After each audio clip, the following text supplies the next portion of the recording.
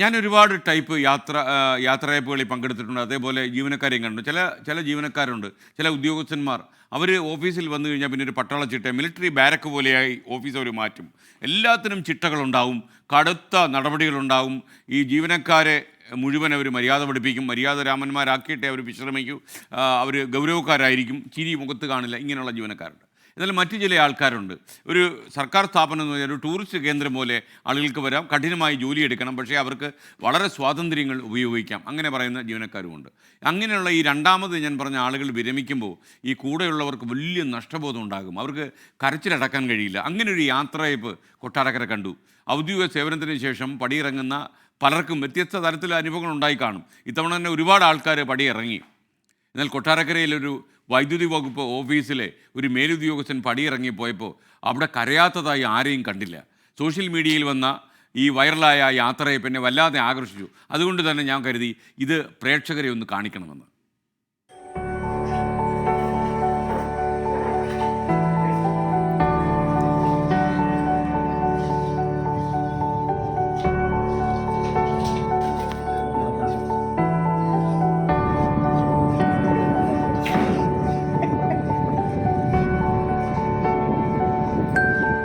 ആദ്യമായാണ് ഇത്രയും വികാരനിർഭരമായ യാത്രയയപ്പ്.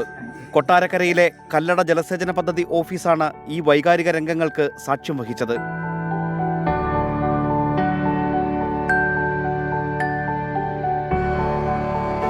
KIP എക്സിക്യൂട്ടീവ് എഞ്ചിനീയർ KK ടെസിമോനെയാണ് സഹപ്രവർത്തകർ സ്നേഹത്താൽ വീർപ്പുമുട്ടിച്ചത്.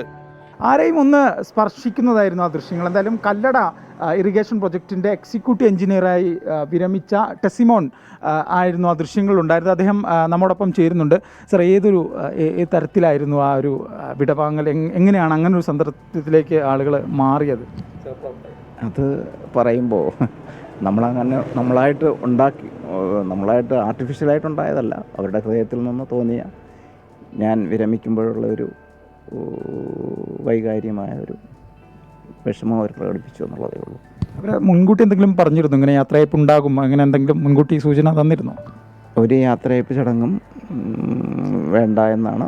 ഞാനും യാത്രയപ്പ് ചടങ്ങുകളൊന്നും തന്നെ ഓർഗനൈസ് ചെയ്തില്ല. പക്ഷേ അതിൻ്റെ 31-ാം തീയതിയാണ് ഞാൻ റിട്ടയർ ചെയ്തത്. 30-ാം തീയതി ഇറിഗേഷൻ പ്രോജക്റ്റിൻ്റെ മൊത്തമായിട്ട് തെന്മല ഡാമിൽ വെച്ച് എനിക്ക് പ്രോജക്റ്റിൻ്റെ വകയായിട്ടൊരു യാത്രയപ്പ് ചടങ്ങ് നൽകിയിരുന്നു. പിന്നെ 31-ാം തീയതി ഞാൻ ഓഫീസിൽ നിന്ന് പടിയിറങ്ങുകയായിരുന്നു. 31-ാം തീയതിയും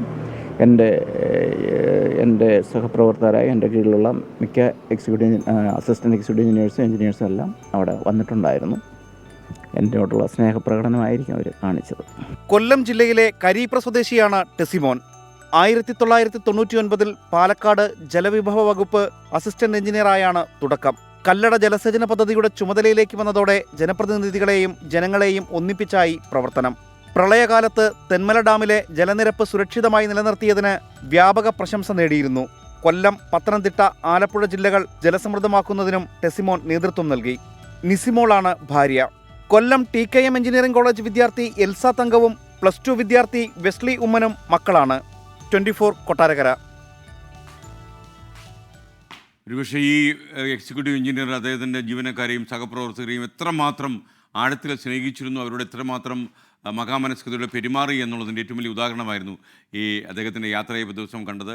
അക്ഷരാർത്ഥത്തിൽ ആൾക്കാരെല്ലാം പൊട്ടിക്കരയുന്നതാണ്. അതിൻ്റെ കരച്ചിലിൻ്റെ ശബ്ദമൊക്കെ നമ്മൾ അനുപൂർവ്വം കേൾപ്പിക്കാതിരുന്നതാണ്. കാരണം സർക്കാർ ഓഫീസുകളിൽ വിരമിക്കുന്ന ദിവസം ഈ കരച്ചിൽ ലോകമാകാതിരിക്കാൻ വേണ്ടി.